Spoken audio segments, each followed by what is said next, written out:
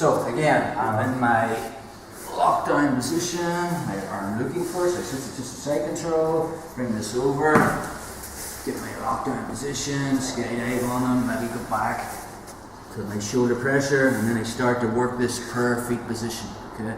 So I widen my knees, I don't have as much hip pressure, and my feet, soles of my feet are here. So now I can start really working upper body pressure, either shoulder pressure, what time is it, or looking to work this underhook, and then I have lots of protection there, but that again, that's for a different class. But again, sometimes from here, I'm sloppy with my per feet position. Crippy goes for his move, pushes on the heel, gets his leg, just take it back a step. So I'm here, and I'm looking to do this, I'm using my sticky feet position.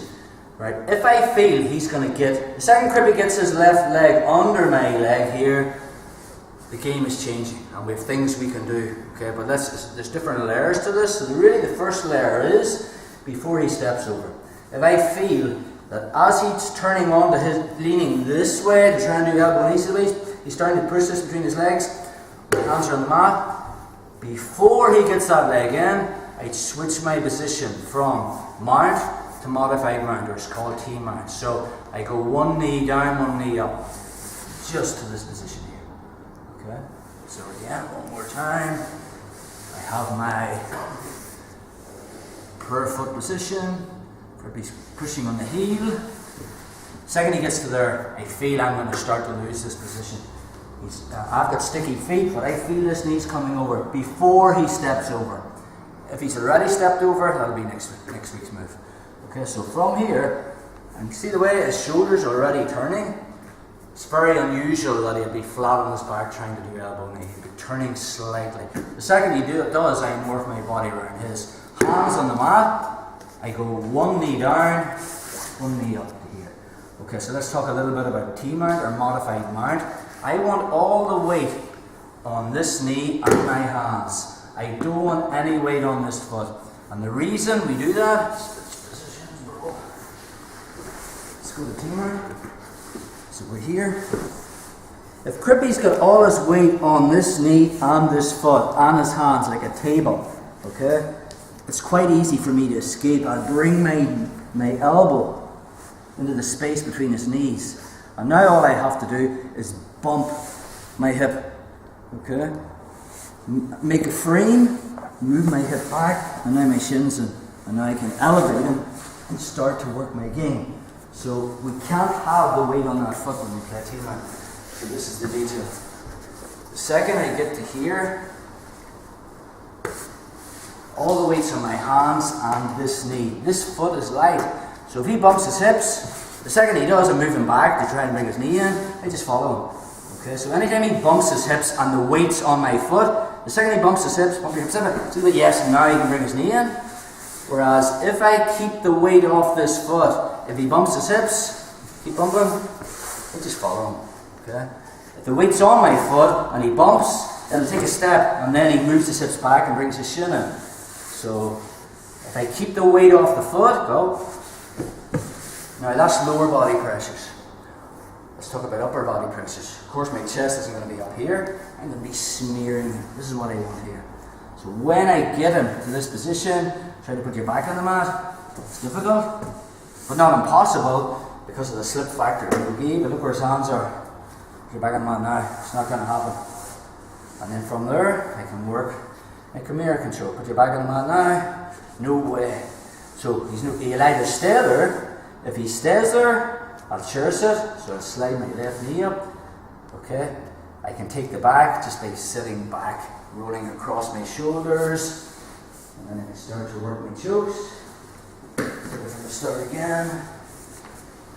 So we got to that per feet position here. My knees are wide, soles of the feet together. He got his foot on the mat. He's turning slightly, and I feel I'm using my sticky foot just to try and stay in the mount as long as I can, but I feel he's going to get this knee underneath. Hands on the mat. He just switched to modified mount. Okay? Weight's on this knee and my hands. This foot's light. He bumps his hips. Okay, now I'm going to use upper body pressure as well. My chest, my sternum goes right behind his shoulder to stop him from putting his back on the mat. So we can put this into a drill. So try to put your back on the mat. Now let him. Now turn this way, bro. Now Crippy's going to go for elbow knee on this side. No, turn side. Yeah, this side. Let's switch again. Again, the weight's on this knee, on my hands, and this foot's light, and I'll use upper body pressure. Okay, try to put your back on the mat.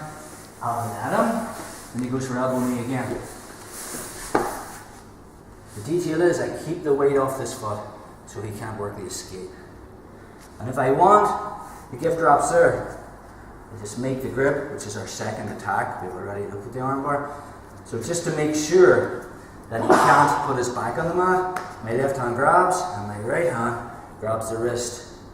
Again, if he stays there, I just church it and come all the way across. I never roll flat onto my back, I roll across my hips to get my second hook in. If I'm into the body triangle, I don't really play this because my legs are short, but if you've long legs, and we're here, good way to get the body triangle from this position. See when my foot is on the hip, I go heel toe twice. Heel toe, heel toe.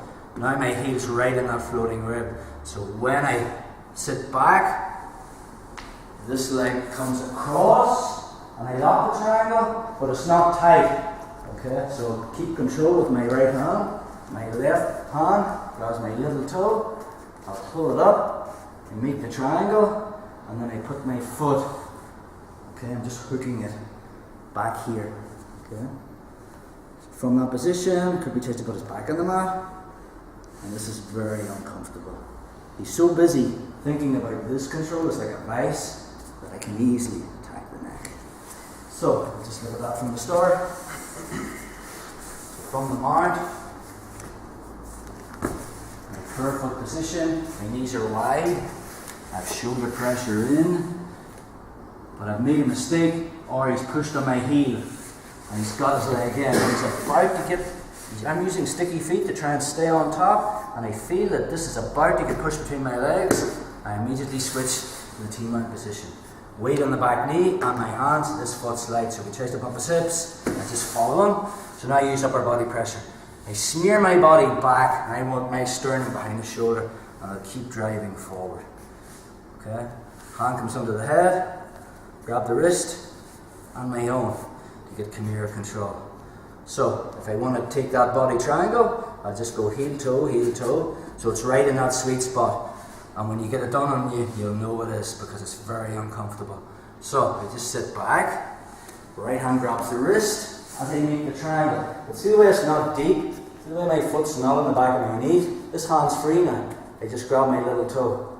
I'll pull it up, make the triangle, and then I find the back of his leg, okay, with this other foot. I want this here to secure it. And again, this is very uncomfortable. I just keep my triangle tight. Could be so concerned about it. He feels as if he's going to explode, but he's not going to be defending the neck. Tuck your chin, bro, and then I'll just start in here, driving this in. Once I get it, I can pull it out. That might bring it. So, let's play with that, guys, yeah?